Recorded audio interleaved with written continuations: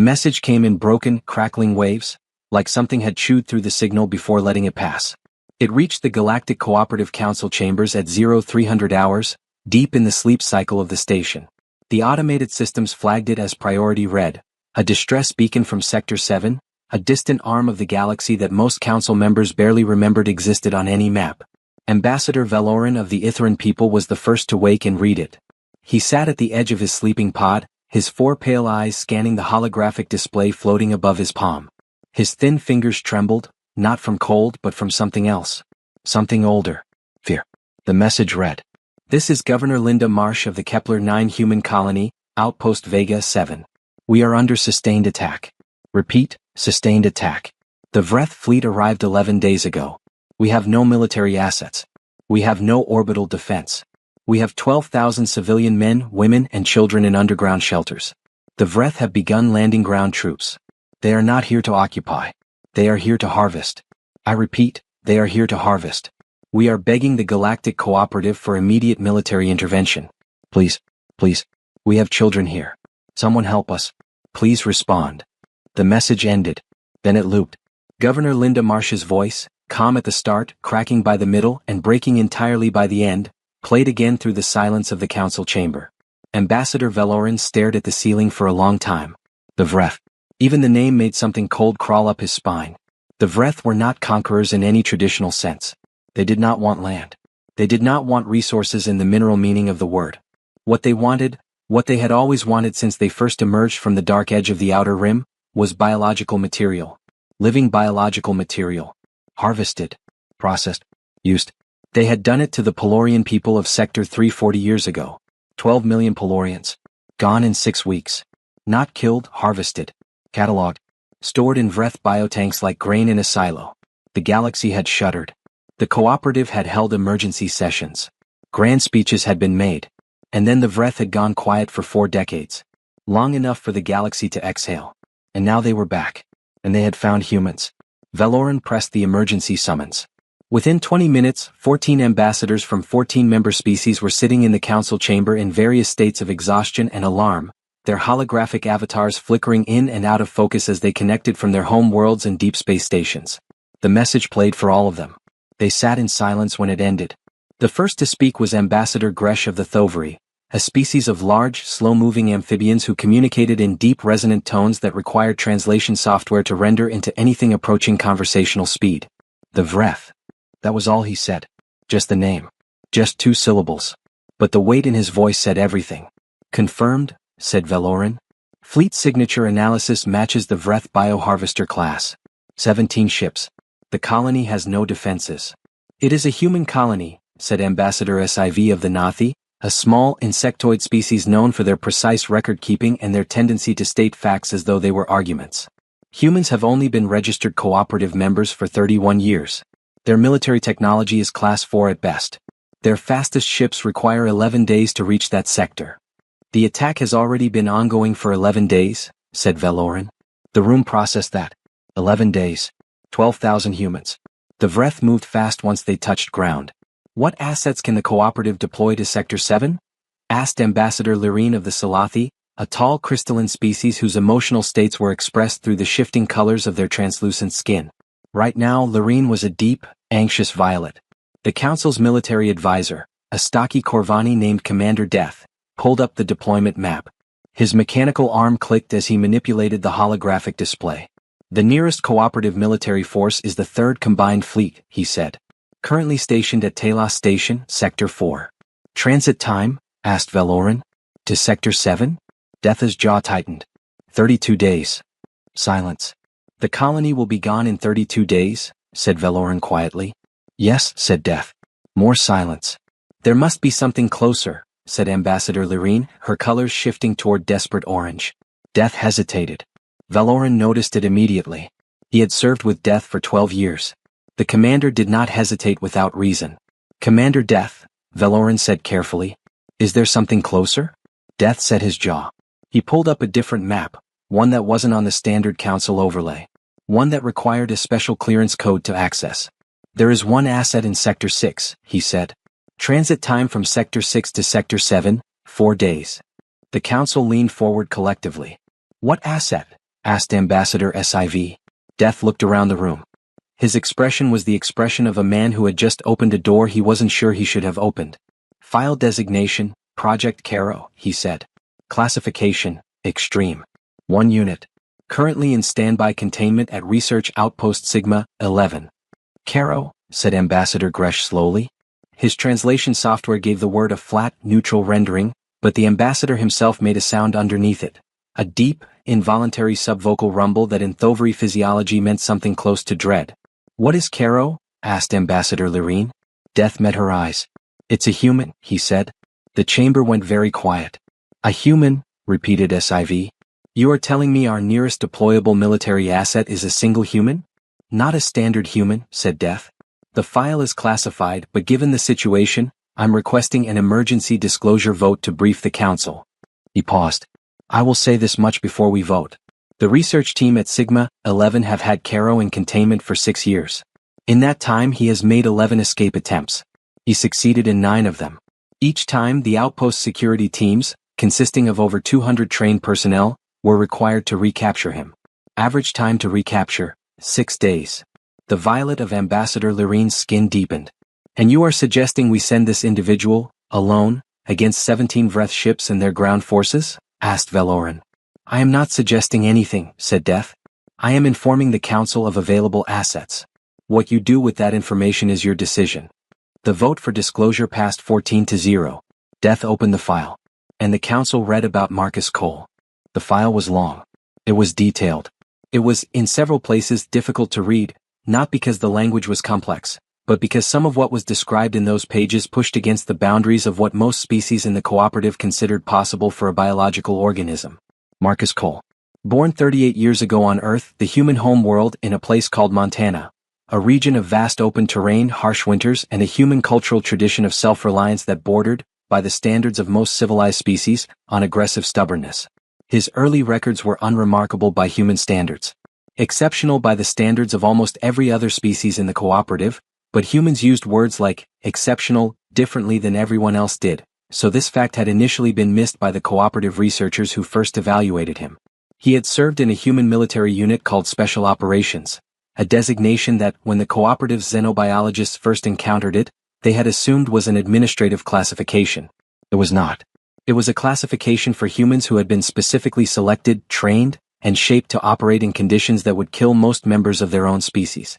The file noted, in a dry scientific tone that somehow made the content more unsettling, that Marcus Cole had survived situations that the cooperative's own medical teams had, after the fact, calculated should have been fatal with near certainty. Not low probability. Near certainty.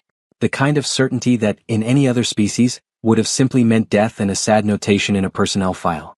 Marcus Cole had survived being buried under 12 meters of collapsed tunnel for 71 hours. He had survived exposure to a vacuum seal breach for 43 seconds, long enough that 3 cooperative biologists had written papers arguing afterward that no human could possibly survive such exposure, before being forced to retract their papers when confronted with the fact that this particular human had not only survived but had, upon rescue, asked for food before asking for medical attention. He had survived a Vreth encounter. That line stopped every council member cold. A Vreth encounter. The file detailed it sparingly, because the research team's own understanding of exactly what had happened was incomplete. 7 years ago, a Vreth scouting party, 4 bioharvesters elite class, had been found on the edge of Sector 6. They had been investigating human population data. Standard pre-harvesting reconnaissance. They had encountered Marcus Cole. The cooperative research team, responding to an automated distress signal from the Vreth scout vessel, had arrived to find 4 Vreth bioharvesters. All 4 were dead. The manner of their deaths had required a 40-page forensic report to adequately describe, and even then the lead researcher had appended a personal note at the end of the report that read verbatim, "I have been a xenobiologist for 30 years. I have studied the biology of 47 species. I do not have a satisfactory framework for explaining what I observed at this site. I will simply note that whatever was done to these Vreth was done by one human, using no technology, in approximately 4 minutes. I am choosing not to speculate further." After that incident, the cooperative had brought Marcus Cole in. Politely at first, then less politely. He was now at Research Outpost Sigma 11 in Sector 6. He was cooperative in the sense that he had not actually killed any of the research staff. He was uncooperative in the sense that he made his feelings about his containment extremely clear, regularly, and in ways that were increasingly creative. The file ended with a psychological assessment written by Dr. Nara Vel, a Ithran cognitive specialist who had spent 3 years studying Marcus Cole directly. The assessment's final paragraph read, "Subject Cole is fully aware of what he is capable of, and what the cooperative fears about him. He does not appear to resent this fear. He appears, if anything, to find it mildly amusing. He has expressed, on multiple occasions, a desire to be useful. He has expressed frustration, controlled but genuine, at what he perceives as the cooperative's decision to lock up the tool instead of using it." When asked directly what he would do if released, his answer was consistent across 17 separate interviews: "Whatever needs doing." When asked to clarify, he said, "Whatever needs doing." He declined to elaborate further. The council sat with all of this for a long moment. Then Ambassador Valoran spoke. "We are not sending him," he said. "Valoran," began Death. "We are not sending a single human, one human, against the Vreth," said Valoran. His voice was firm. "It is not a viable military option. It is not a humane option. It is barely an option at all. We will accelerate the Third Combined Fleet. We will send emergency communications to every cooperative member with vessels in the adjacent sectors. We will pursue every diplomatic channel with the Vreth simultaneously. We will. And in 32 days, said Death quietly, when the fleet arrives, we will find 12,000 harvested humans in Vreth biotanks." The silence that followed was absolute. Valoran looked at the looping message on the display. Governor Linda Marsh's voice cracking on the word please. Please. He closed his eyes. "Send the communications," he said. "Mobilize everything we can move. And," he stopped. "And contact Sigma 11. Brief them on the situation. Do not release Caro. But brief them." It wasn't a yes. It wasn't quite a no either. And everyone in the room knew it. Research Outpost Sigma 11 existed in the kind of quiet that outer space installations sometimes developed. Not the warm quiet of a comfortable home, but the specific, pressurized quiet of a place that had learned to hold its breath. Dr. Nara Vel walked the corridor toward Block 7 with the measured pace she had cultivated over 3 years of regular visits. Not too fast. Not too slow. She had learned early on that Marcus Cole noticed everything. The speed of her footsteps, the slight variations in her breathing, the millisecond differences in how long she paused before opening the observation window. He noticed all of it. And he filed all of it away with the calm, methodical precision of someone who had spent a professional lifetime turning information into advantage. Block 7 was the most secure section of Sigma 11. It wasn't the most technologically sophisticated, the outpost didn't have unlimited budget, but it was the most carefully designed. 6 layers of barrier. 2 redundant atmospheric isolation systems. 16 cameras covering every angle with 0 blind spots. A team of 40 security personnel on rotating shifts. They had needed all of it. Dr. Vel stopped at the outer access panel, pressed her palm to the scanner, and spoke her clearance code. The door opened. She walked through 3 more checkpoints, each manned by guards who looked at her with the particular expression of people who had accepted a dangerous job and were quietly reconsidering it on a daily basis.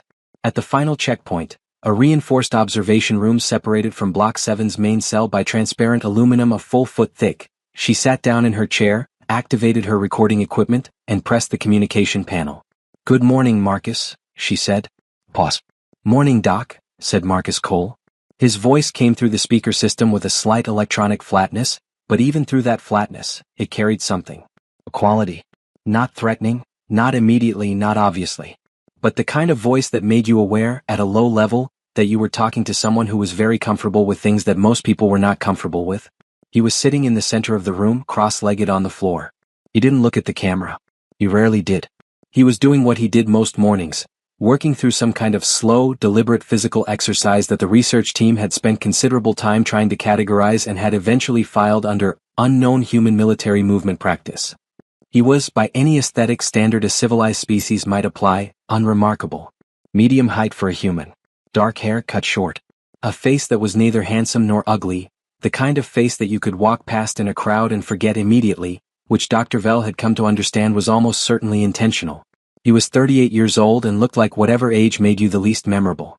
But she had watched this man do things that made her stomach drop even in memory.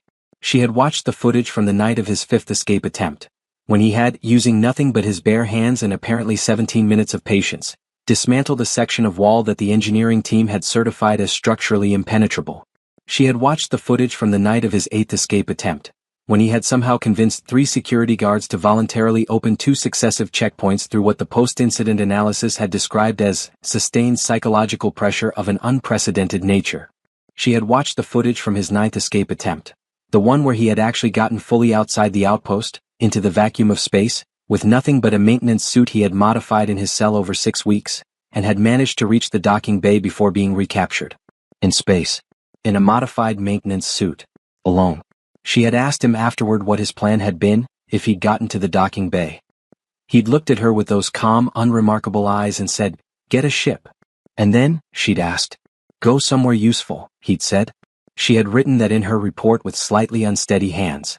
"Marcus," she said now, watching him move through his exercises, "there's been a development." He paused. Just slightly. Just a breath's worth of pause. But she caught it. "Tell me," he said. She had not been authorized to tell him anything yet. The council had said brief Sigma 11, she was Sigma 11's lead researcher and she had been briefed. What she did with that briefing was, technically, her professional discretion. She told him. She told him about the message. About Governor Linda Marsh. About the 12,000 humans in the shelters. About the Vreth fleet. About the council's decision not to send him, and about the 32 days until the 3rd combined fleet could arrive. She told him all of it and she watched him the whole time. He did not stop his exercises while she talked.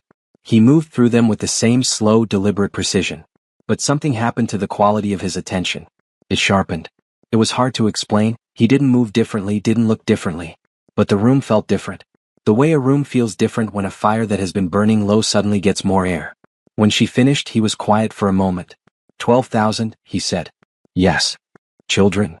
The message specified, yes. Families. It's a civilian colony. Another pause. And the council said no, he said. Not a question. Ambassador Valoran declined to authorize your deployment. He resumed his exercises. Ubsymjhy, he said quietly. It was a phrase she had heard him use before, in a language she couldn't identify. She had run it through every translation database the cooperative maintained and come up empty. She had asked him about it once. He'd smiled, a small private smile, and said, "It means something my grandmother used to say. Roughly, from this point it's up to me." She watched him for a long moment. "Marcus," she said. "What are you thinking?" He looked up at the camera, directly at it, which he almost never did. His eyes were very calm. "I'm thinking," he said, "about the fact that the service corridor behind the eastern wall of this block was last inspected 14 months ago, and that the atmospheric regulation system in this section runs a diagnostic cycle at 0400 hours that pulls power from the secondary locking grid for approximately 11 seconds. Dr. Vell stared at him. "I'm also thinking," he continued pleasantly, "that there's a light transport vessel in docking bay 3 that hasn't been properly registered in the outpost manifest since it was brought in for maintenance 6 weeks ago. Which means it technically doesn't exist in the security system." She felt the blood drain from her face. "Marcus." "And I'm thinking," he said, "that you've been visiting me every morning for 3 years and you've never once worn your hair differently. But this morning your hair is down. Which means you got the briefing, got on the transport to come here, and didn't have time to do your hair the way you normally do." He paused. "Which means you came here first thing. Before reporting to anyone else." She said nothing. "Which means," he said quietly, "that you came to tell me. Before anyone told you to." The silence between them was long and careful. "You have 11 seconds, she said finally. Her voice was very quiet. "During the 0400 diagnostic cycle. That's not much time." "It's plenty," he said. She stood up. "The transport in Bay 3 has a 3-day fuel load," she said, looking at the wall, not at the camera, not at him, just at the wall. "Sector 7 is 4 days out at standard speed. But the transport has a military-grade booster that the maintenance team installed and then forgot to log." She picked up her data pad. "I need to go file my briefing report," she said. "It's going to take me about 40 minutes to write it. Which is unusual, I normally write reports very quickly." She walked to the door. "Marcus," she said without turning around. "Yeah. Whatever needs doing," she said. She left. At 0400 hours, the diagnostic cycle pulled power from the secondary locking grid.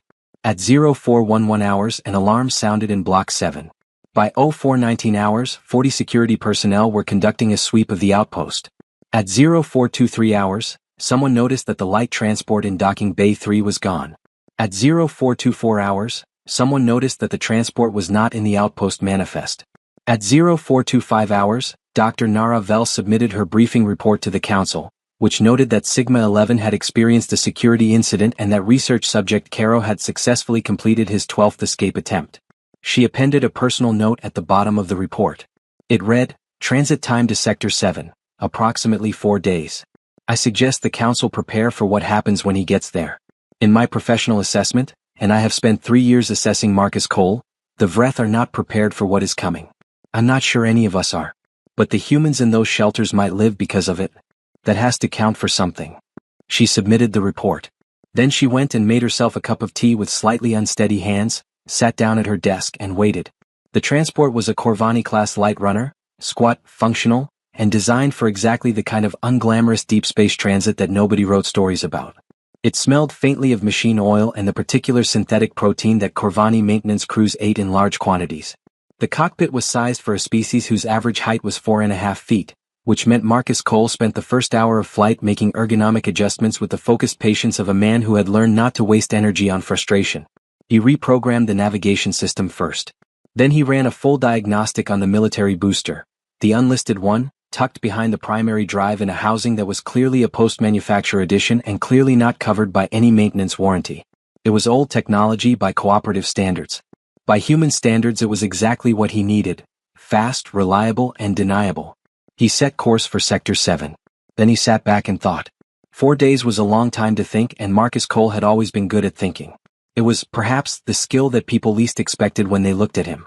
They expected, because of the file, because of the footage, because of the forensic report with the 40 pages and the appended personal note, they expected something that operated on brute force and aggression. Something that solved problems through overwhelming application of violence. That wasn't wrong exactly. But it was incomplete. He had been a special operations soldier for 14 years before the cooperative found him. In those 14 years he had learned that violence was a tool, a specific limited tool with specific limited applications. A hammer. Useful when you needed a hammer. Not useful when you needed a screwdriver or a knife or a spoon or a very careful pair of hands. What he was actually good at, what he had always been good at since before the military, since before any of the training and the shaping and the years of learning to use himself like a weapon, was assessment.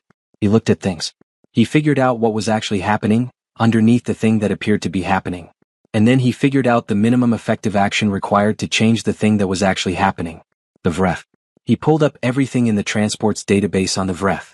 It wasn't much. The cooperative's public records were extensive on Pelorian casualties and minimal on Vreth biology and tactics.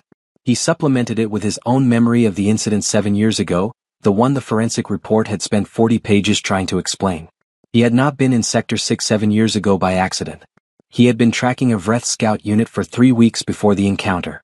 He had spent those 3 weeks learning everything he could observe about how they moved, how they communicated, how they organized themselves, and what they were afraid of. What he had learned was interesting. The Vreth were extraordinarily capable in their designated function, bioharvesting. They were large, well-armored by nature, coordinated in the specific efficient way of highly evolved predators. They operated in units of 4, always 4, with each unit having a designated function within the group. 1 navigator, 1 processor, 1 hunter, 1 coordinator. They had never, in 40 years of documented cooperative contact, encountered meaningful individual resistance. Their entire tactical doctrine was built around the assumption that they would be opposed by frightened, disorganized civilians or, occasionally, by organized military units that they outpowered through sheer tonnage and coordination. They had never encountered anyone who knew their doctrine and had deliberately learned how to break it. He thought about Governor Linda Marsh's voice. The way it cracked on the word please. He thought about 12,000 people in underground shelters, listening to the sounds above them and trying not to let their children hear how scared they were. He thought about Caro, the word he had picked up from an old woman on the 3rd planet he'd ever visited off Earth, a Ithran scholar who had been studying human languages with scholarly delight and had asked him, in their 3rd conversation, if he had a word for the feeling of deciding that something had gone on long enough and it was time to end it. He had thought about it. Caro, she had said, teaching it to him. An old Ithran. It means to see clearly what needs to be done and to stop waiting for someone else to do it. He had liked that word. He used it now, in the quiet of the cockpit, as Sector 7 grew slowly larger in the navigation display. Caro. He had 4 days. He used them well. He slept in 3-hour intervals, maintaining the cycle his body had been trained to operate on. Sleep enough to stay sharp, not enough to lose the particular edge that deep rest sometimes blurred. In between sleep cycles he worked. He pulled every piece of data in the transport system about Vega 7, the colony's geography, its underground tunnel network, its power systems, its population distribution. He mapped the Vreth fleet's last known position from the distress beacon's timestamp and calculated their likely landing pattern based on cooperative records of previous Vreth harvesting operations. He studied the colony's listed resources, not the military resources which were essentially non-existent, but everything. Food production facilities, mining equipment, atmospheric processing systems, medical bay inventory. The colony's own records noted that they had significant reserves of a heavy industrial explosive called Thermite-9, used for mining operations in the rocky substrate beneath the colony. He noted this. He noted everything. On the second day he recorded a message and sent it on an encrypted frequency towards Sector 7. Not to the cooperative. Not to the council. To the colony's emergency communication system. The message was addressed to Governor Linda Marsh. It was short. It said, "Governor, my name is Marcus Cole. I am coming to help. I will arrive in approximately 2 days. Please do not announce my arrival on any open channel. Please do not change your colony's behavior pattern in any observable way. Please gather your 4 most trusted people and be ready to meet with me privately within 1 hour of my arrival. Tell them nothing beforehand. I know that's a strange request. I know you have no reason to trust a stranger on a radio. But I am asking anyway. Stay quiet, stay steady, and let your people keep doing what they're doing. Tell them help is coming. Tell them it's going to be okay. Because it is. I'll explain when I get there. Cole out." He sent it. Then he went back to planning. On the 3rd day he hit the edge of Sector 7 and saw the Vreth fleet on his long-range sensors. 17 ships. They were enormous, each one a dark, organic-looking mass of biomechanical engineering that the Vreth had developed over centuries. Not built so much as grown. Shit. The result of a species that had, at some point in their history, chosen to merge technology and biology into a single seamless doctrine. They were positioned in a wide umbrella pattern over Vega 7. 5 ships in high orbit, maintaining sensor and communication blockade. 8 ships in low orbit, running continuous ground scanning operations. 4 ships had actually landed, huge dark masses settled on the surface of the colony like massive predatory creatures crouching over their prey. 12,000 humans below them. Marcus Cole looked at the fleet for a long time. He took a slow breath. "Okay," he said quietly to nobody. To himself. To the empty cockpit. To whatever part of himself he was consulting when he needed to be absolutely sure. "Okay," he said again. And he began his approach. He didn't head for the obvious insertion point, the direct transit corridor that a normal ship would use. Instead he took the transport on a long quiet arc around the outer edge of the fleet, running dark, using the fleet's own sensor interference pattern against itself. The Vretha's sensors were designed to catch large things. Ships, military platforms, orbital batteries. They were not designed to catch one small power-silent transport drifting on a ballistic arc through their blind spot. He had read their sensor doctrine in the cooperative files. He slipped through. He brought the transport down in a dry riverbed 12 kilometers from the colony's main entrance, far enough to avoid the Vreth ground patrol's regular sweep pattern, close enough to reach on foot in 2 hours. He left the transport. He covered it with the riverbed's natural sediment as best he could in 40 minutes of quiet work. He packed what he needed from the transport's emergency supplies. Then he started walking. The tunnels beneath Vega 7 were not designed for combat. They were designed for the specific practical purpose of keeping 12,000 colonists alive in a hostile planetary environment, connecting living quarters to the agricultural bays, the water processing units, the atmospheric generators, the medical facilities. The walls were stamped steel and compressed polymer. The lighting was standard utility fluorescent, running on the colony's underground power grid. They smelled of recycled air and anxiety. Governor Linda Marsh was waiting for him at the secondary access point, a service hatch 2 kilometers from the main colony hub, accessible through a crawlway that a full-grown adult could navigate only on hands and knees. Marcus Cole came through the crawlway and found himself in a small equipment room, face to face with 5 people. Linda Marsh was exactly what her voice had suggested. A woman in her mid-50s who had been carrying something very heavy for 11 days and had not put it down once. She was wearing a colony administrator's uniform that had not been changed in what his eyes told him was at least 36 hours. Her eyes were clear and steady in the way that only happens with people who have gotten past the panic and are now operating on pure determination. Behind her were 4 people. He assessed them in 4 seconds. A man in his 30s with engineering insignia, calm, practical, watching Marcus's hands. A woman in her 40s in medical scrubs, alert, direct. A young man maybe 25 who was clearly security, tense but controlled. and an older man in civilian clothes who had the particular posture of someone who had been in a military before he'd been in a colony, relaxed in the shoulders in a way that only people who had spent a long time expecting to need to move fast ever were. 5 people. 5 good choices. Cole, said Governor Marsh.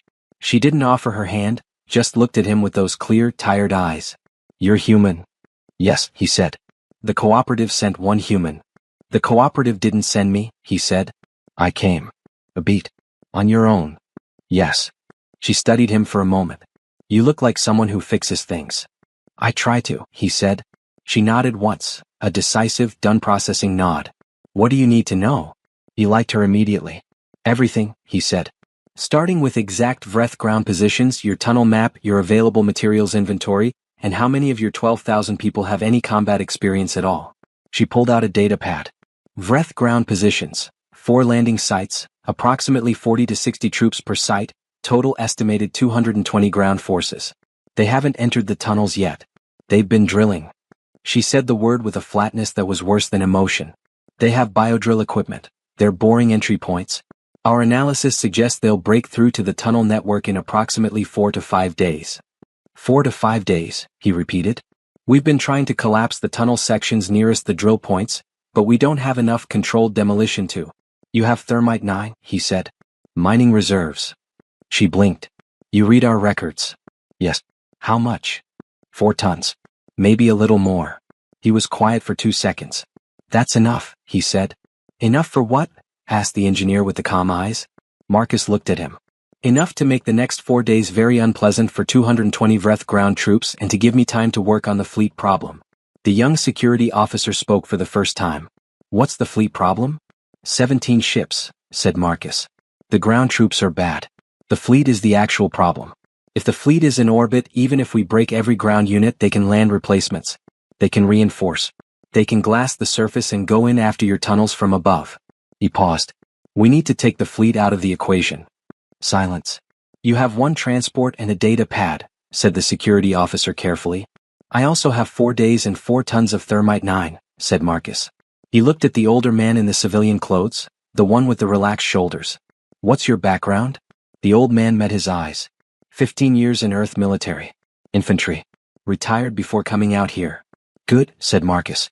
What's your name? Ray, said the old man. Ray Kowalski. Ray, said Marcus. I need you to help me train people. I'm going to show you what to do and you're going to spread it as fast as you can. We're not building an army. We're building something more useful than an army. We're building a 12,000 person problem for the Vreth that they have no tactical doctrine to handle. Ray Kowalski looked at him for a long moment. His expression shifted, not to confidence exactly but to something adjacent to it. Recognition maybe. The recognition of one person who has been in very bad places and come out of them looking at another person who has clearly done the same. All right, said Ray. Show me. For the next 18 hours, Marcus Cole did not sleep. He moved through the tunnels with Governor Marsh's engineer, a man named David Park, and mapped every access point, every junction, every utility corridor. He identified choke points. He identified positions of advantage. He identified the 6 most likely tunnel sections that the Vreth drill teams were targeting, based on the vibration patterns that the colony's own seismic monitors had been recording. He went to the mining storage facility and looked at the thermite 9. He looked at it for a long time. Then he called David Park over and they had a 2-hour technical conversation that started with the basics of directed explosive placement and ended somewhere very different. Somewhere that required David Park to sit down for a moment and look at the ceiling. That would work, David said finally. Yes, said Marcus. That's a lot, said David. I know. People are going to have to be very close to the drill points when it goes off, said David. No, said Marcus. I'm going to be close to the drill points. Everyone else is going to be exactly where I tell them to be. David Park looked at him. You're serious, he said. Yes. You're going to, alone? David, said Marcus. I need you to trust me and keep working. Can you do that? Pause. Yes, said David Park. Good, said Marcus. Let's talk about the secondary trigger system. Meanwhile, in a different section of the tunnels, Ray Kowalski was doing something remarkable. He was teaching.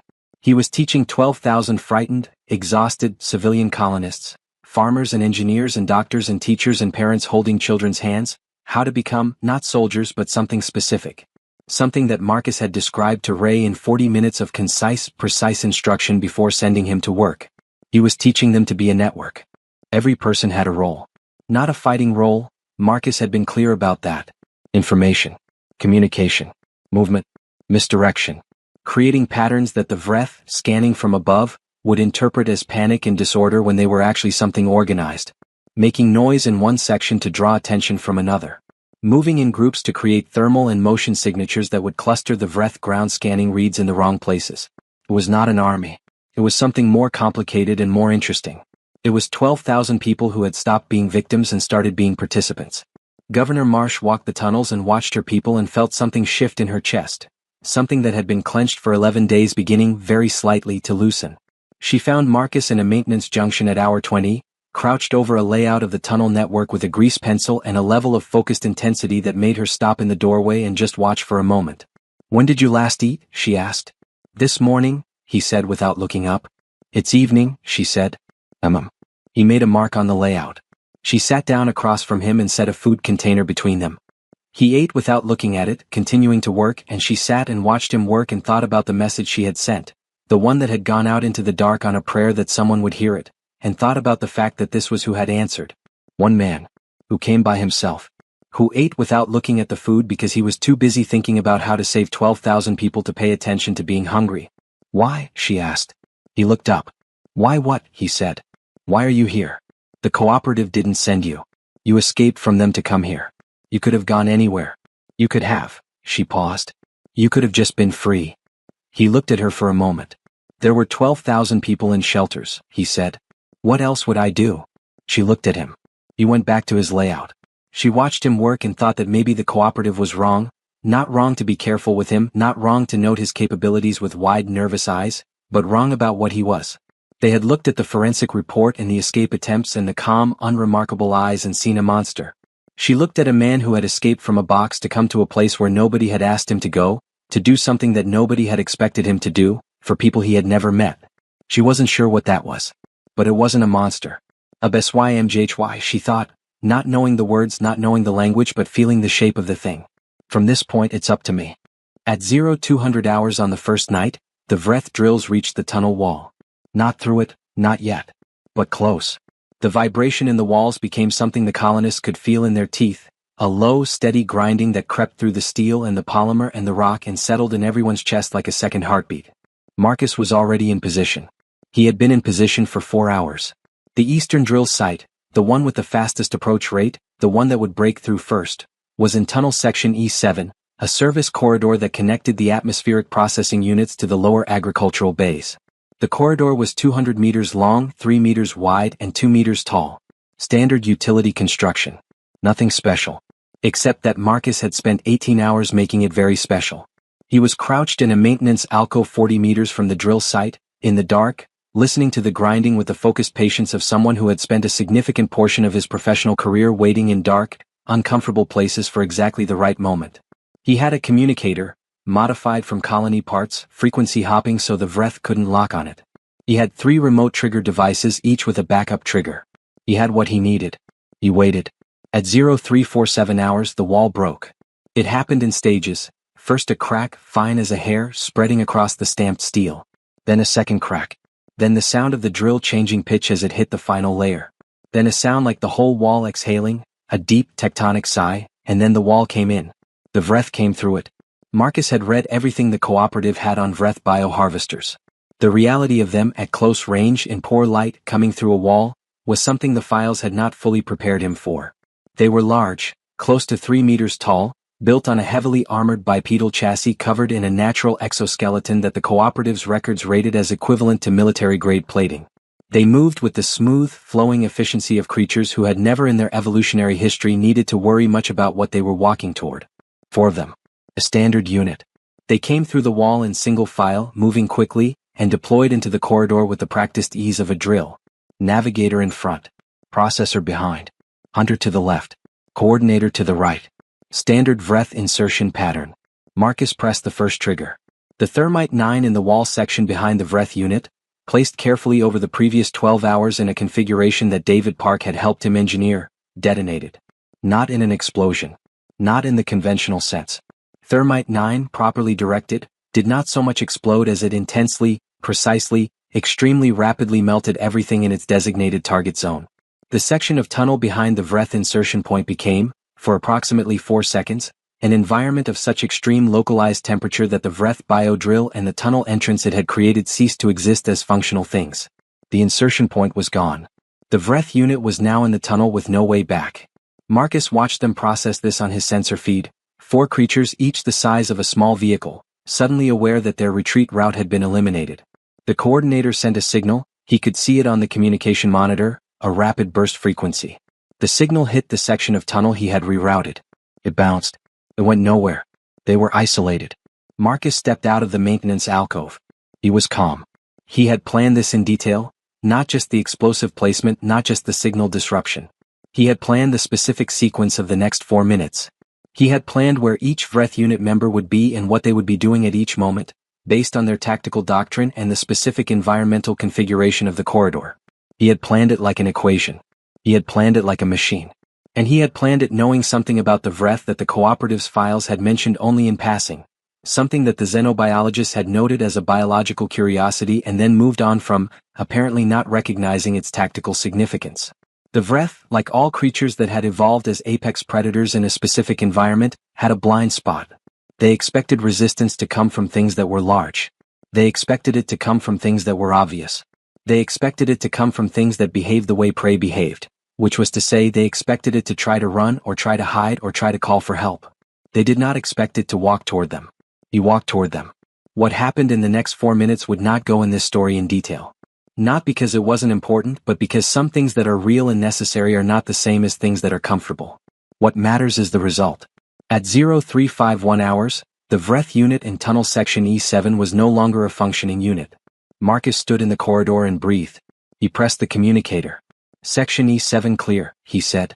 In the monitoring room 2 kilometers away, Governor Linda Marsh and David Park and Ray Kowalski heard this and looked at each other. All 4, said Ray. All 4, said Marcus. Ray Kowalski had spent 15 years in Earth military. He had seen a lot. He sat back in his chair and looked at the ceiling for a moment. Right, he said. There are 3 other drill sites, said Marcus. I need 2 more hours before the next one breaks through. Can your teams hold the pattern? Yes, said Ray. Good. Call out. The communicator clicked off. Governor Marsh looked at the tunnel layout on the display, the 4 drill sites, the careful web of prepared positions, the 12,000 people moving through the network in the patterns Ray had taught them. He's going to do all 4, she said. Yes, said Ray. Alone. Ray looked at the display. He's not operating alone, he said. He's operating with 12,000 people. He just happens to be the only one at the sharp end. She thought about that. She thought about the cooperative council chambers somewhere out in the dark, where 14 ambassadors had looked at a file and decided that this was a monster and a risk and not something they were willing to use. She thought about 12,000 people in shelters who were alive right now. She pressed the communicator. Marcus, she said. Pause. Yeah, he said. Thank you, she said. A longer pause. I haven't done anything yet, he said. Yes, you have, she said. The communicator clicked off. He took the second drill site at 0600 hours. It was harder. The Vreth at the second site had heard the loss of communication from the first unit and had adjusted. They came through faster, more cautiously, in a modified pattern that had the coordinator hanging back at the insertion point to maintain the signal link with the ships above. Smart. Adaptive. He had expected adaptation. He had planned for it. The second engagement took 7 minutes instead of 4. Afterward, he sat in a utility access corridor for 11 minutes and breathed carefully through his nose and let his body do the things it knew how to do when it had been pushed past certain limits. The recalibration, the controlled processing, the deliberate settling of physiological systems that had been operating at extremes. He had learned to do this efficiently, the way he had learned to do most things efficiently. Not without cost, but without waste. Then he got up and went to the third drill site. The third site was the largest. The Vreth had been drilling here with 3 units, not 1, anticipating that this tunnel section was a major artery of the colony's underground network. They were right. They had also been drilling at 3 separate points, creating a triangulated insertion that was designed to close off retreat and coverage options. Good tactics. He had prepared for it differently. He didn't fight them at the insertion points. He let them come through. All 3 units. And then he used the Thermite 9 placement that he and David had spent the most time on. A configuration that David had needed to sit down after Marcus described, and that had required 8 separate stage placements at precise intervals through the tunnel walls. When it went off, the effect was not an explosion. It was something more like a cascade, a series of controlled structural changes to the tunnel geometry that, over approximately 90 seconds, transformed the section of tunnel the three Vreth units had entered into something that was no longer the kind of space that a large coordinated 4-unit tactical group could easily function in. It was, by the time the cascade finished, a space that was extremely difficult to navigate if you were large and armored and accustomed to having room to coordinate and deploy. It was very easy to navigate if you were one human who had memorized every centimeter of it. He was in and out of that section in 9 minutes. When he pressed the communicator afterward, he just said, 3 clear. Governor Marsh heard it and had to take a moment before she could respond. 4, she said. For tonight, he said. Get everyone moved to the deeper shelters. The pattern ray set up, level C formation. Get them there and keep them there. I need the upper tunnels as clear as possible. Done, she said. Marcus. I know, he said. You don't know what I was going to say. You were going to ask if I'm okay, he said. Pause. Are you, she said. The line was quiet for a moment. Working on it, he said. The 4th site, he took it at 0100 hours just past midnight of the 2nd day. 1 unit. Standard insertion. He was tired in a way that was not about sleep or food but about accumulated physical demand. The kind of tired that the body speaks very directly about and that the mind has to answer with equal directness. He answered it. The 4th unit was done in 5 minutes. He sat against the wall of tunnel section W3 in the dark for a while after. He thought about the fleet. 17 ships up there, running their scanner arrays, waiting for their ground teams to report back with harvest data. 17 ships whose ground teams were now entirely silent. He thought about what the Vreth Fleet Command would be doing right now. Processing the loss of communication. Running analysis. Deciding what it meant. He thought about what he would do next. And slowly, in the dark, in the quiet of the tunnels with 12,000 people breathing somewhere in the rock around him, he began to smile. Not a pleasant smile exactly. The smile of someone who has figured out the next piece. He pressed the communicator. Governor Marsh, he said. Her voice came back immediately, she had not been sleeping. I'm here. I need to talk to your medical officer, he said. And David Park. And I need access to your colony's atmospheric processing systems. And I need to know everything you have on Vreth biochemistry. Pause. Vreth biochemistry, she repeated. Yes. Another pause. I'll get you Dr. Chin, she said. The Cooperative Council received its second briefing update from Dr. Nara Vel at hour 72. The first update had been a calm, clinical report of Marcus Cole's escape. The second was somewhat different in tone. Ambassador Valoran read it at his desk at 0600 hours, cup of warm Ithran herb tea going cold at his elbow, and his expression changed approximately 17 times in the 4 minutes it took him to read. The update noted the following. All 4 Vreth drill sites at Vega, 7 had gone silent. Vreth Fleet Command had responded by sending 6 additional ground units, standard reinforcement protocol. All 6 had entered the tunnels and not emerged. Vreth Fleet Command had then suspended ground operations and was conducting orbital analysis. The update noted that the colony's 12,000 residents were all alive, accounted for, and, this was the part that Ambassador Valoran read twice, organized. Not panicking. Organized. The update noted that Marcus Cole had, according to colony communication intercepts, been awake for approximately 62 hours and was currently in a meeting with the colony's medical officer and chief engineer. The update noted that the Cooperative Sector 6 monitoring station had detected, approximately 40 hours ago, a light transport vessel departing Research Outpost Sigma 11 on an unlisted departure record, and that said vessel had subsequently been tracked on a trajectory toward Sector 7, and that Dr. Vel's personal assessment was that the Council should probably start thinking about what they were going to say to the Vreth Fleet Command when this was over. Ambassador Valoran set down the update. He picked up his cold tea. He sat very still for a long time. Commander Death appeared in his doorway. You read it, said Death. I read it, said Valoran. He took out 10 Vreth units, said Death. That's 40 individuals. Elite class bioharvesters. I am aware of what the numbers represent, said Valoran. The fleet hasn't pulled out, said Death. They've suspended ground operations, but 17 ships are still in orbit. What is he planning? Said Valoran. Not really asking Death. More asking the universe. I don't know, said Death. But he asked for Vreth biochemistry data.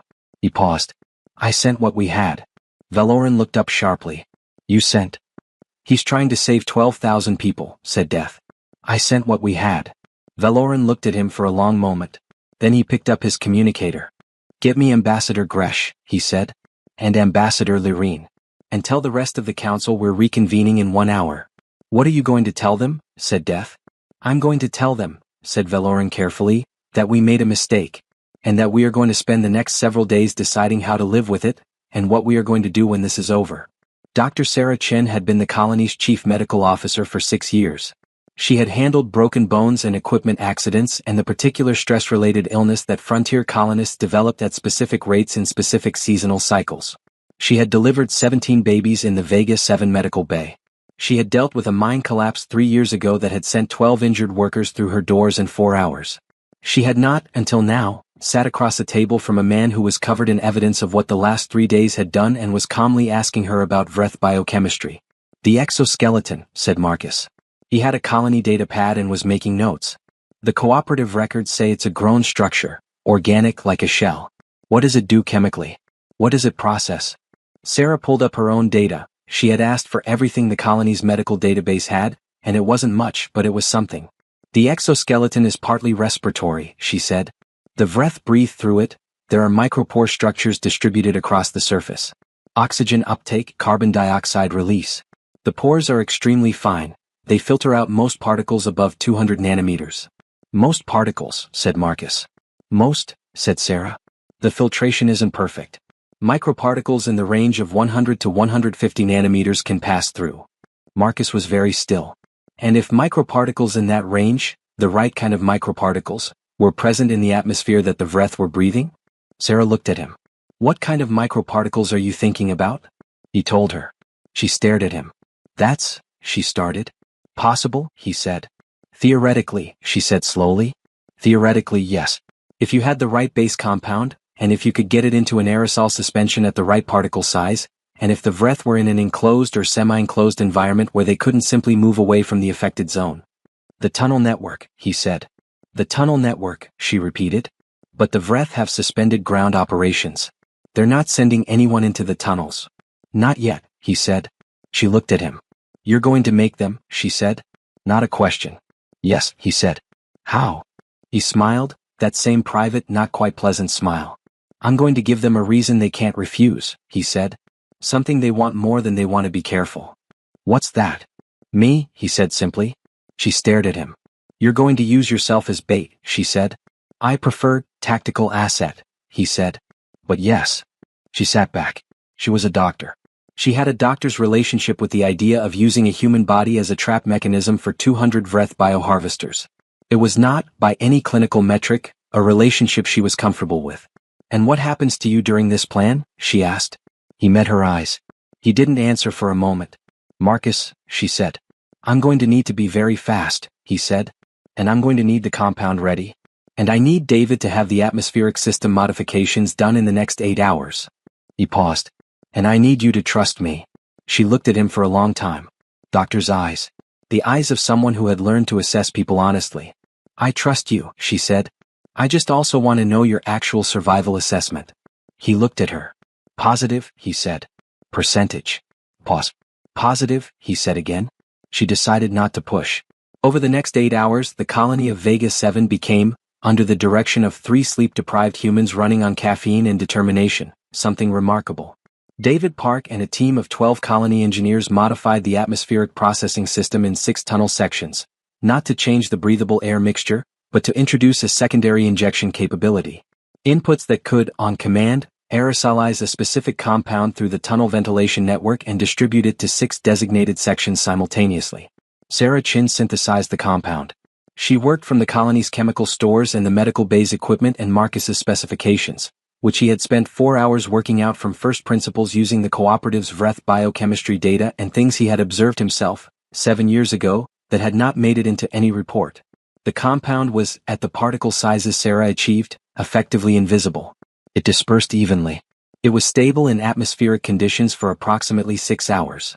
And it was, for a creature breathing through micropore structures in its exoskeleton at a continuous rate, acutely unpleasant in a way that the clinical term disabling only partially captured. Governor Marsh coordinated the movement of the colony's 12,000 residents to the deepest, most protected shelter sections, level D, as far from the target tunnel sections as the network extended. She did this calmly, explaining what was happening to her people in terms that were honest without being terrifying, and she watched them move with the organized steadiness that race training had built into them over 4 days, and she thought about what it meant that a group of civilians had become this so fast because one man had shown up and shown them how. At 1800 hours, Marcus called a final briefing with the core team. Governor Marsh, David, Sarah, and Ray's best 6 people from the security unit, the ones he trusted to follow extremely specific instructions in extremely high-pressure circumstances without improvising. Marcus laid out the plan. When he finished, there was a silence. Then Ray said, "You're going to go up to the surface." "Yes," said Marcus. "And make yourself visible to the fleet." "Yes." "So they'll send down another ground force." "Yes." "A big one." "As big as they have left," said Marcus. "Which is, based on the deployment pattern and my count of what's gone already, approximately 140 individuals. 7 units of 20. And you're going to lead them into the tunnel network," said Ray. "Yes." "And then David triggers the atmospheric system." "Yes." "And then," Ray stopped. "And then the tunnel network becomes very effectively hostile to Vreth biology," said Marcus. "And very navigable by one human who knows the layout and isn't breathing through an exoskeleton." Ray looked at him. "The ships," said Ray. "The 17 ships are still up there. Even if you take out every ground force they have, the ships are still up there." "Yes," said Marcus. "So what happens with the ships?" Marcus was quiet for a moment. "Leave the ships to me," he said. Ray stared at him. "Marcus," said Governor Marsh carefully, "what exactly are you planning to do about 17 Vreth warships?" He looked at her. "Something that the cooperative is going to have very strong feelings about," he said. "And something that I think after tonight they'll be very glad I did." He went up at midnight. The surface of Vega 7 at night was cold, the planet had a 40-hour day cycle, and the long nights brought temperatures that the colony's designers had accounted for in their shelter systems but that felt, standing in the open air without environmental suit, like the world's way of communicating that it was not interested in your comfort. He didn't wear a suit. He stood in the open, 200 meters from the nearest Vreth landing site, in a clearing that the scanner arrays could not miss. He waited. He did not have to wait long. The Vreth had been analyzing the silence from their ground teams for 3 days. They had gone from suspicion to certainty that something had happened in the tunnels, something their tactical doctrine had no clear category for. Their bioscanners had been reading the colony's 12,000 humans as a distributed, partially mobile population in the lower tunnel sections. Standard colonist response to threat, shelter in place. Expected. What their scanners had not been reading was one human standing in the open. Because one human was too small normally to register as significant. Except that the Vreth Fleet Command had been receiving reports for 3 days about missing units and silent ground teams, and now there was one human standing in the open 200 meters from their landing site. The signal the Fleet Command sent down to the landing site was rapid and emphatic. The response from the landing site was movement. A lot of movement. Marcus watched them come. He counted. 7 units. 20 individuals each. Exactly as predicted. 140 Vreth bioharvesters, moving with the fast, coordinated efficiency of the best predatory ground force the Outer Rim had produced in recorded history, coming toward one human standing in a clearing. He waited until he could see them clearly, until the lead unit was close enough that there was no possibility of him miscounting, no possibility that some had hung back, no possibility that this wasn't the full available force. Then he turned and walked toward the tunnel entrance. He did not run. He walked. This was deliberate. A running human was a fleeing human.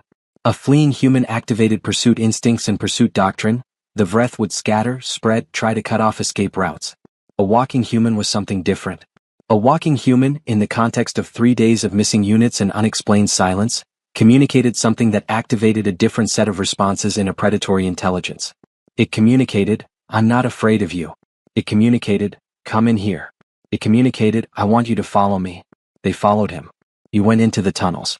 He moved fast now, not panicked fast but purposeful fast, the efficient ground-eating pace of someone who knew exactly where they were going and exactly how long they had to get there. He moved through the tunnel network on the path he had memorized over 4 days, taking the specific route that would pull the Vreth pursuit through all 6 of the target sections. He pressed the communicator once. "David," he said. 3 minutes. "Understood," said David Park. He counted his seconds. He heard the Vreth behind him. The sound of 140 large armored bodies moving through steel and polymer tunnels, the crash and boom of them, the subvocal coordination signals they used to maintain unit cohesion. They were fast. Faster than the files had suggested, or faster than the files had accurately conveyed. He made a mental note about that for a report he might not get to write. He was through the 6th target section at 2 minutes 40 seconds. He pressed the communicator once. "Now," he said. David Park, in the atmospheric management room 2 kilometers away, activated 6 injection points simultaneously. The compound Sarah had synthesized, stable, invisible, particle size perfect for Vreth exoskeleton pore infiltration, moved through 6 tunnel sections ventilation systems in under 90 seconds. Marcus was at the junction point, the one section of tunnel that he had designed to be outside the injection zones, a specific gap in the coverage that was large enough for one human to stand in and small enough that the atmospheric mixing would keep the compound from reaching him in effective concentration. He stood there. He listened. And he heard the Vreth behind him change. It was not immediate. The compound didn't work instantly, and the Vreth were extraordinarily tough. But the change was unmistakable. The coordinated movement sounds began to fragment. The subvocal signals became irregular, overlapping, then contradictory. Large bodies that had been moving with fluid efficiency began to encounter difficulties. Not collapse, not immediately, but the particular difficulty of creatures whose primary sensory and respiratory system was being progressively compromised by something they could not see, could not identify, and had no tactical doctrine to handle. They were, put simply, becoming very unwell. Marcus moved back through the target sections. He moved efficiently. He moved purposefully. He did what he needed to do. When he pressed the communicator at the end of it, his voice was steady. "Ground force clear," he said. The monitoring room was silent for 3 seconds. Then Ray Kowalski said in a voice that was very controlled and very flat, "All of them?" "All of them," said Marcus. Another silence. "Marcus," said Governor Marsh. "Are you?" "I need the transport," he said. "Tell me it's still in the riverbed." "The scout we sent yesterday confirmed it," she said. "I need to reach it in the next 2 hours," he said. "And I need a Vreth biosignal emitter. The kind their ground teams use to mark harvest complete status." Pause. "We have one," she said carefully. "We recovered it from," she stopped. "From one of the ground team sites," he said. "Yes. I need it." "Marcus." Her voice was very careful now. "What are you going to do with a harvest complete signal?" "I'm going to send it to the fleet," he said. Silence. "And they'll think," she started. "They'll think the harvest is complete and the ground teams are requesting pickup confirmation," he said. "Standard Vreth protocol. The fleet will drop their orbital screens and go to pickup formation." She understood. She understood what he was saying and what he was planning to do and what it meant, and she sat down. "The cooperative is going to have very strong feelings," she said softly. "I know," he said. "The transport you have, it's not a military vessel," she said. "It's a light runner." "I know," he said. "Against 17 Vreth warships," she said. "With the element of surprise," he said, "and the military booster and 4 days of knowing exactly where each ship is positioned, and a very specific target." He had explained to nobody what the specific target was. He hadn't needed to yet. But he said it now to Governor Marsh because he thought she deserved to know. He told her. She was quiet for a moment. Then she said, "That would work." "Yes," he said. "If it works," she said. "Yes," he said. "Marcus," she said. "Come back." He was already walking toward the surface. "Working on it," he said. The thing about Vreth fleet architecture that the cooperative's files mentioned in an appendix, not in the main body, in an appendix on page 212 of a document that was primarily about Vreth biology and secondarily about tactical assessment and only very distantly interested in engineering, was that Vreth ships, like all Vreth technology, were grown rather than built. They were biological structures. Large, dark, extraordinary biological structures that had been shaped by Vreth bioengineers over centuries into their current configuration. They were extraordinarily durable against conventional weapons.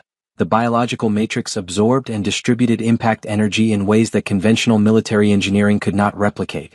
They were extraordinarily powerful. They were, in short, very difficult to damage. Except, the same biological architecture that made them tough also meant that they had a central biological node, a structure that performed the function in a grown ship that a computer core performed in a built one. Not quite a brain. Not quite a heart. Something in between. A hub. A coordinator. Every Vreth ship had one. And unlike the outer shell, which was centuries of hardened biological matrix, the central node was living, active, unarmored biological tissue. Because it needed to be. Because growing technology required living coordination. Marcus had found this in the appendix. Page 212. He had thought about it for a long time. The transport left the riverbed at 0200 hours, running dark on a ballistic trajectory that kept it below the fleet's standard scan threshold for the first 40 minutes. He had the Vreth Harvest Complete signal ready, a device the size of his fist recovered from one of the ground team sites that he had spent an hour learning to use. He sent the signal at 0247 hours. He watched the fleet's response on his sensors. The response was exactly what Vreth protocol predicted. The 5 high-orbit ships began their transition to pickup formation, dropping their orbital screens, adjusting positioning to create the standard pickup corridor, slaving their scanner arrays to harvest verification mode rather than threat detection mode. The window was approximately 14 minutes. In that 14 minutes, the fleet's scanner arrays were looking down at the colony. Not out into space. Not at the perimeter where a small, dark, fast transport on a military booster was coming in hot and low and quiet. Marcus Cole hit the first ship at 0251 hours. He didn't ram it. That was the option the files would have made a reader think of, and it was wrong. Ramming a Vreth ship accomplished nothing useful, as the biological matrix absorbed the impact. He used the transport's docking protocol. He locked onto the ship's biological hull and used the transport's modified docking clamps. The ones he had spent 48 hours adapting in the colony's engineering bay, the ones that David Park had helped him with and then had to sit down after, to create a contact point. Then he went aboard. What he did on the first ship took 11 minutes. He had located the central node from the external biological topology. Each Vreth ship's node created a specific electromagnetic signature that was consistent across all ship classes, because biology, unlike engineering, was conservative. It found what worked and replicated it. He knew what he was looking for. He found it. He did what needed to be done. And then he was back in the transport and moving to the second ship. The Vreth fleet had a response time. The window between the moment an unusual event registered in their systems and the moment they had coordinated an effective response. The cooperative's files put this at approximately 6 minutes for a first event, reducing with each subsequent event as the fleet command adapted. He had planned his route between ships with this in mind. He worked with the methodical pace of someone who had calculated how much time he had and was spending it precisely. No faster than necessary because fast was sloppy and sloppy was how things went wrong. No slower because the margin was what it was. Ship 2. Ship 3. Ship 4. Ship 5. The high-orbit ships, the ones that had dropped their screens for pickup formation. By the time the Vreth fleet command registered that something had gone wrong on Ship 1, Marcus Cole was boarding Ship 3. By the time the fleet command had coordinated a fleet-wide alert and the low-orbit ships began to reorganize, he was on Ship 5. The 5 high-orbit ships went dark in sequence. Not destroyed. Disabled. Specifically, precisely, surgically disabled in the one way that a grown biological ship could be disabled, by compromising the central node that coordinated everything else. The Vreth fleet command responded to the loss of 5 ships the way any military command responds to sudden catastrophic loss, with a combination of urgency, alarm, and the particular confusion that comes from losing 5 assets in 11 minutes to something you cannot see and cannot categorize. They turned their scanner arrays outward. They found the transport. One small, clearly civilian vessel. The fleet command processed this for approximately 30 seconds. Then they sent a communication. Marcus received it in the cockpit of the transport, currently sitting 200 kilometers from Ship 6 in the low-orbit ring, running dark and waiting. The communication was in Vreth, a language that the cooperative had been translating for 40 years and that Marcus had spent significant time with, because he had always believed in learning the language of things he might need to deal with. The communication said, roughly translated, "Identify yourself. What are you? What did you do to our ships?" He thought about how to answer. Then he pressed the communications panel. He answered in Vreth. His accent was poor and he was aware of it, but the words were right. He said, "I am Marcus Cole. I am from Earth. Your ground forces are gone. 5 of your ships are disabled. I am now preparing to address your remaining 12 ships. I am giving you this communication as a courtesy, because I want you to understand what is happening before it is finished. You came to this place to harvest 12,000 people. Those people are alive. Your people are not. You have approximately 8 minutes before I continue. I suggest you use that time to think about whether it would be more productive to leave than to find out how this ends." He released the communications panel. He waited. The Vreth fleet was silent for 4 minutes and 12 seconds. Then 11 of the 12 remaining ships broke orbit. They didn't retreat gracefully. They moved with the urgent, inelegant haste of large things that have decided very suddenly that they want to be somewhere else. Their biodrives lit up and they turned and they ran, on a heading that the navigation system estimated would take them back to the outer rim in approximately 6 weeks. 11 ships. 1 ship remained. Marcus looked at it on the display. The remaining ship was the fleet command vessel, the largest of the 17, a different class from the others, the one that had been in high orbit running command and coordination functions while the rest of the fleet operated. It held position. He waited. After 3 minutes it sent a communication. It was not in Vreth. It was in cooperative standard, the common language of galactic communication, which meant whoever was sending it had experience with cooperative contact. It said, "You are one human." He pressed the panel. "Yes," he said. Pause. "One human defeated our ground force and disabled 5 warships." "Yes," he said. A longer pause. "Our records do not contain information on humans that..." A pause. "Our records are incomplete." "Yes," he said. The longest pause yet. "We are withdrawing." He said nothing. "This colony is no longer a designated harvest target," said the Vreth command vessel. "Biological harvesting protocols are suspended for this sector until further assessment." He waited. "You said from Earth.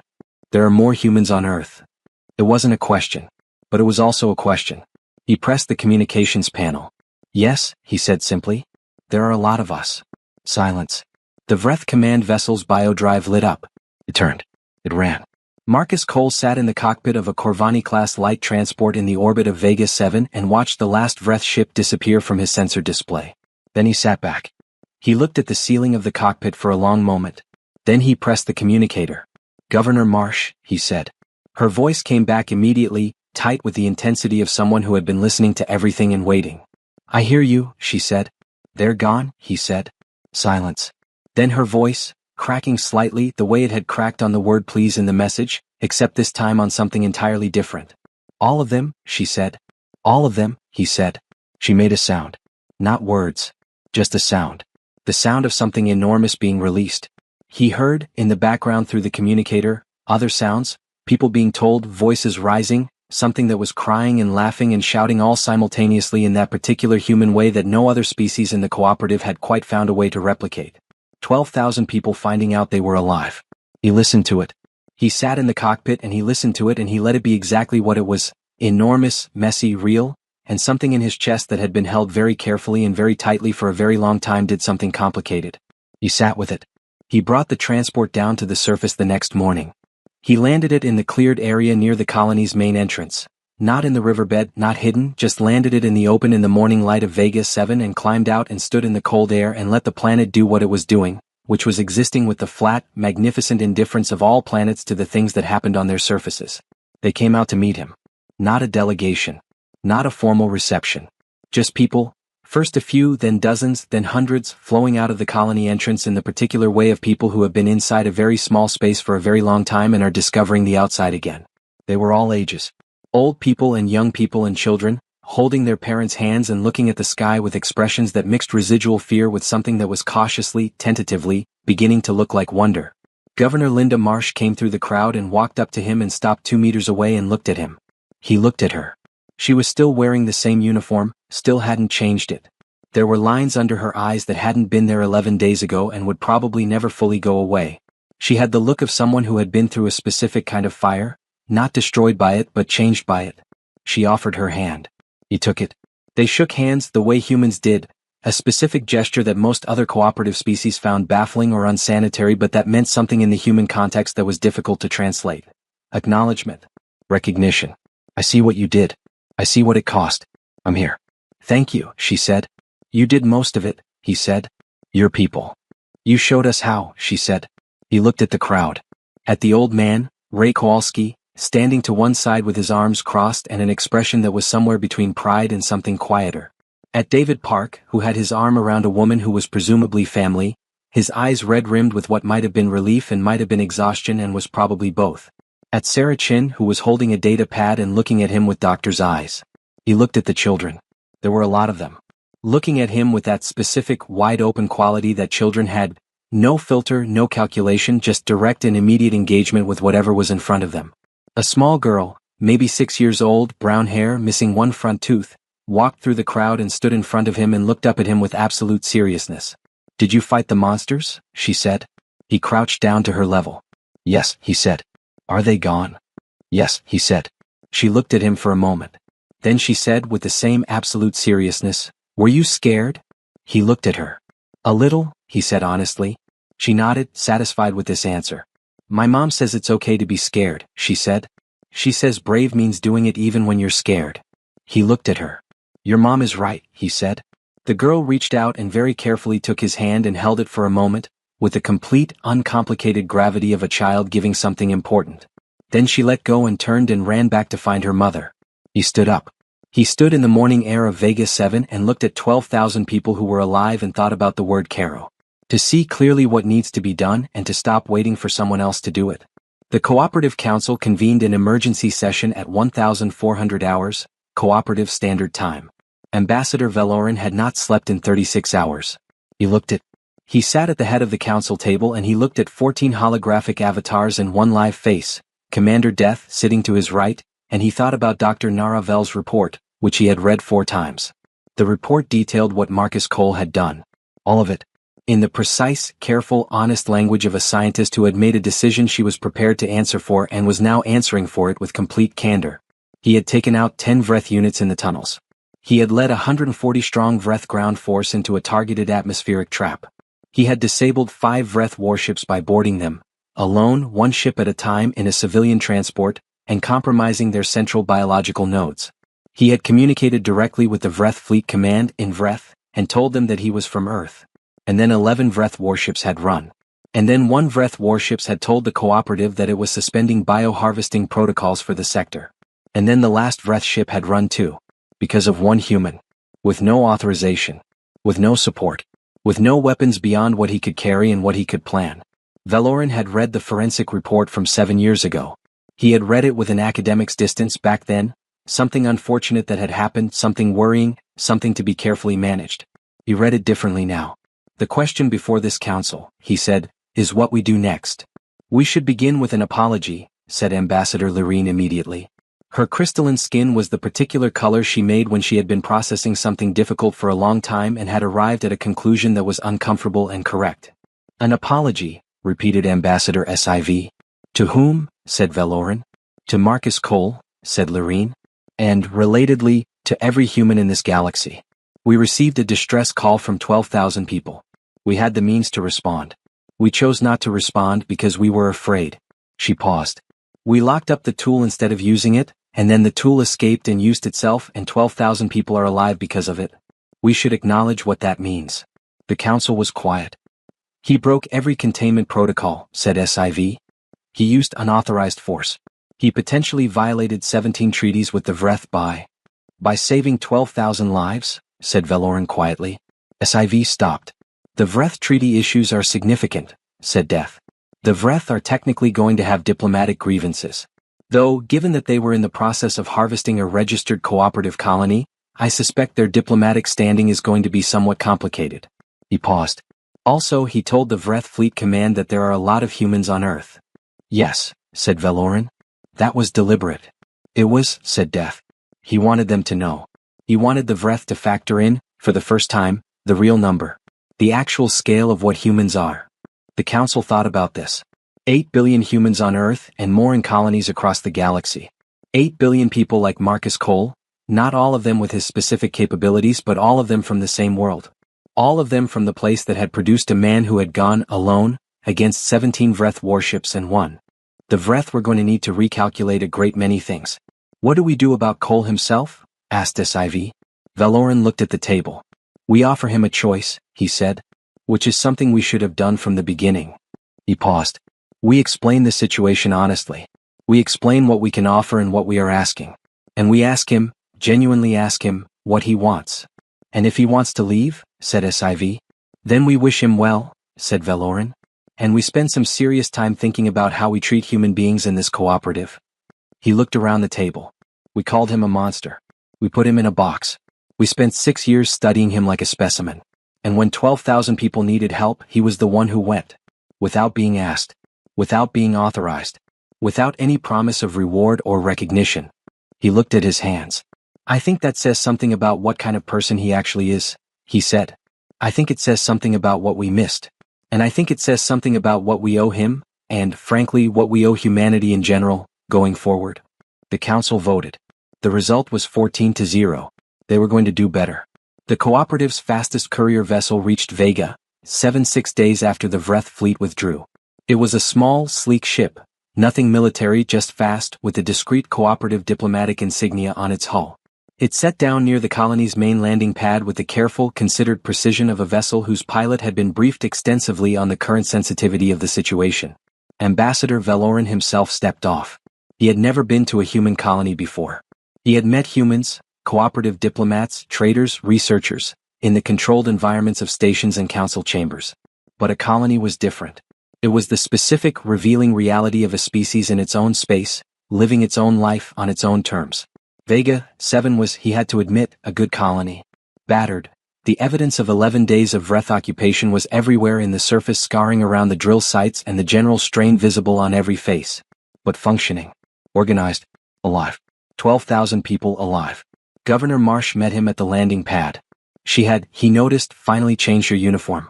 She shook his hand, a human greeting he had researched, wanting to get it right, and looked at him with the clear, level eyes of someone who had run out of patience with diplomatic circumlocution some time ago and was prepared to say so if necessary. Ambassador, she said. Governor Marsh, he said. I owe you and your people an apology that I will give more properly in a formal setting. But first, is he still here? He's been staying in one of the guest quarters since the ships left, she said. He helped us with cleanup and structural assessment. He's good at structural assessment. Valoran suspected that Marcus Cole was good at most things he turned his attention to. I'd like to speak with him, said Valoran. I'll take you, she said. She walked him through the colony, through the tunnels that Marcus Cole had used, past the sealed sections where the Thermite 9 had done its work, past clusters of people who looked at the Ithran ambassador with expressions ranging from curiosity to cool assessment. Several children stared openly.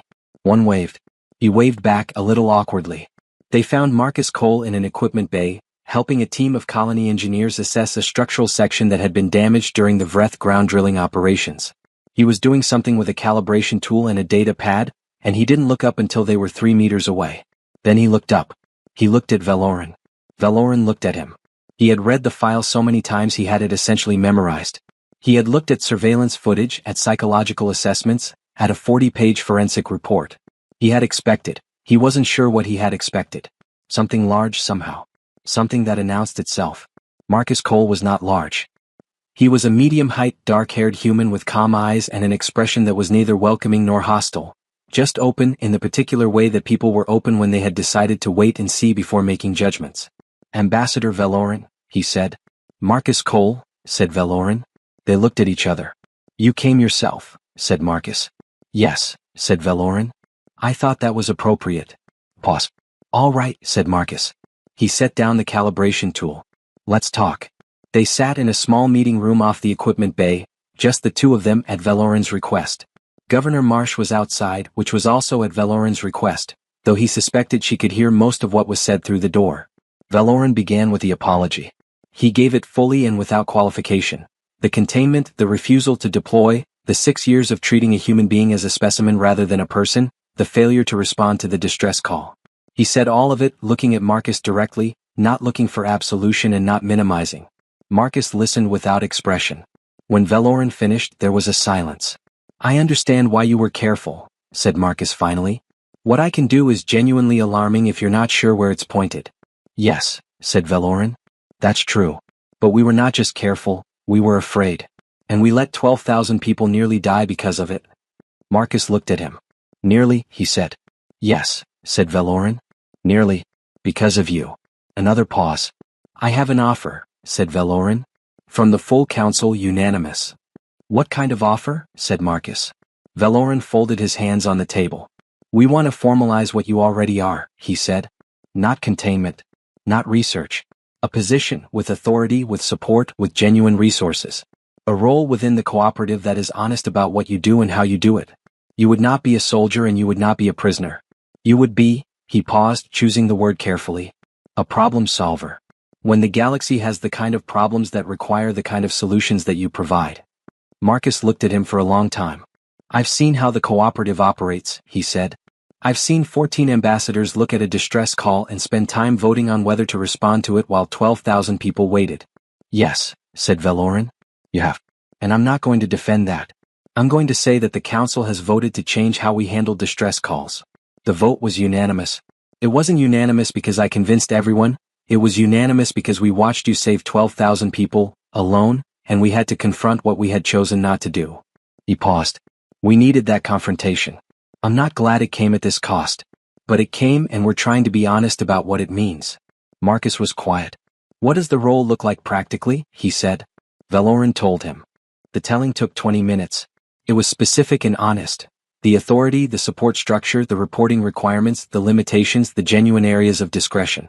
He did not make it sound better than it was. He had decided before coming here that the only offer worth making to Marcus Cole was an honest one. When he finished, Marcus was quiet for a long time. "Absymjhy," he said quietly. Valoran, who had been a diplomat for 30 years and who had studied many languages, looked at him. "What does that mean?" he said. Marcus looked at him. "It means I've been waiting for someone to give me a job," he said. "Not a cage. A job." Valoran felt something in his chest shift.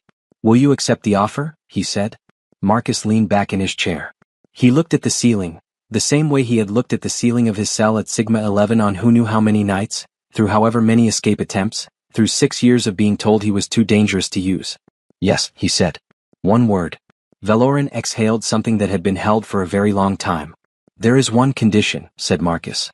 "Name it," said Valoran. "The 12,000 people on this colony," said Marcus.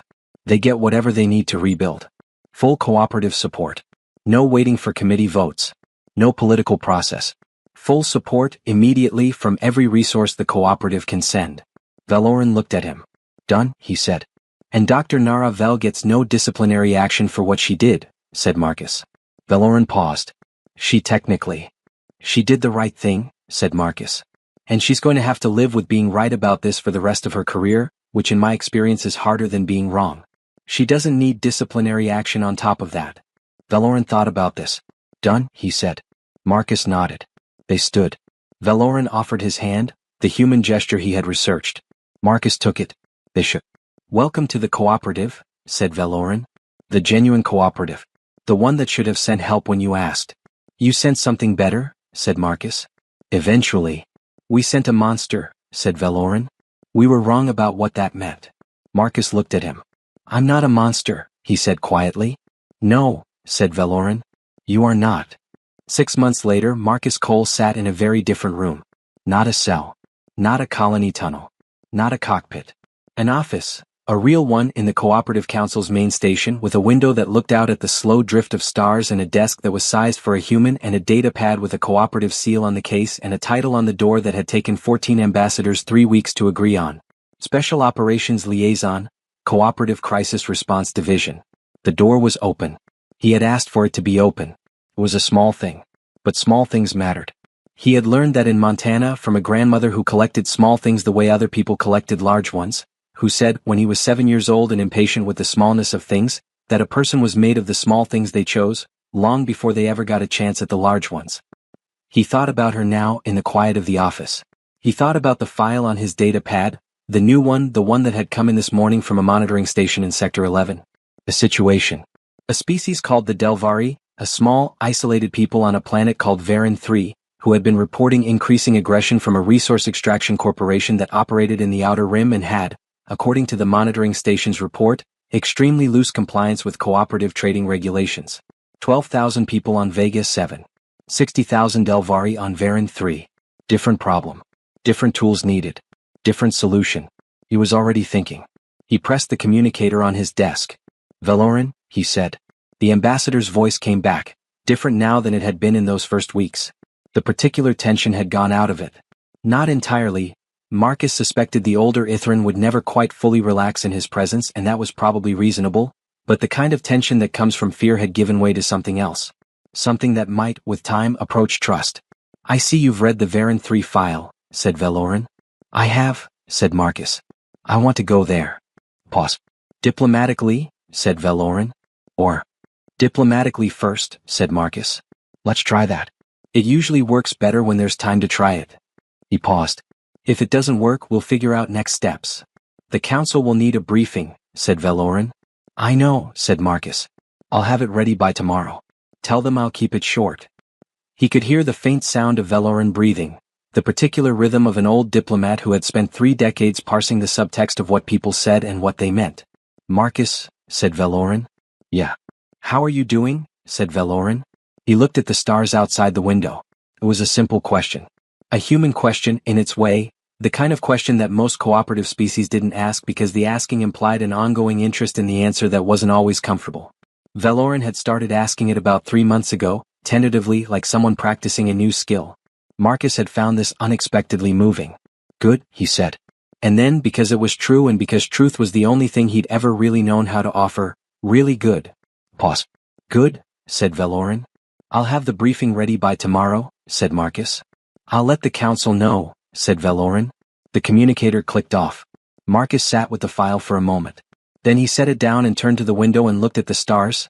The specific stars of this sector, different from Earth stars, different from Vega 7 stars, the specific stars of a point in the galaxy that was his, now. A place from which he was moving outward, not as a specimen or a weapon or a monster in a box, but as something with a name and a desk and a door that was open.